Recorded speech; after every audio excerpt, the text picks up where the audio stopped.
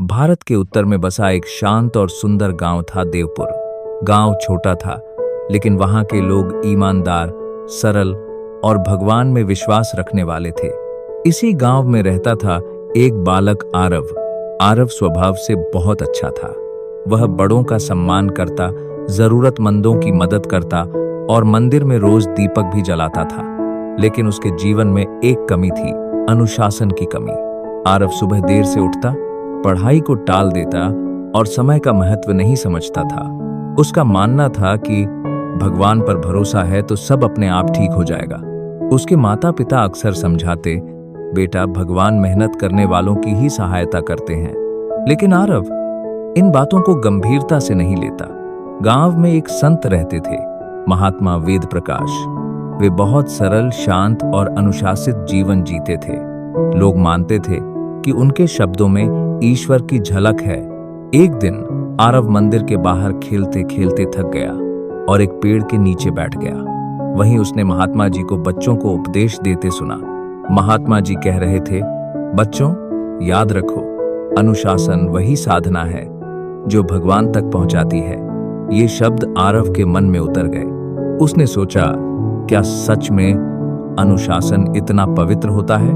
कथा समाप्त होने पर आरव उनके पास गया और बोला, बाबा क्या बिना अनुशासन के भगवान की कृपा नहीं मिल सकती?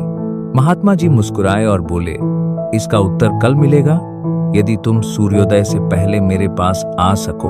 अगली सुबह जब पहली बार मंदिर की घंटी बजी, आरव गहरी नींद में था। मन ने कहा, आज नहीं कल उठना, आज नहीं कल उठना। लेकिन हृदय ने कहा, ईश्वर अवसर बार बार नहीं देते। काफी संघर्ष के बाद आरव उठ खड़ा हुआ और महात्मा जी के पास पहुंच गया। महात्मा जी पहले से वहां थे। उन्होंने कहा, वत्स, तुमने आज भगवान को नहीं, अपने आलस्य को हराया है। फिर वे उसे खेतों की ओर ले गए। सूरज धीरे धीरे निकल रहा था।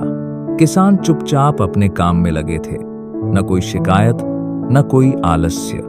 महात्मा जी बोले, ये लोग बिना बोले पूजा करते हैं, इनका अनुशासन ही इनकी भक्ति है। उस दिन आरव को समझ आया, अनुशासन कोई बंधन नहीं बल्कि आत्मा की आजादी है।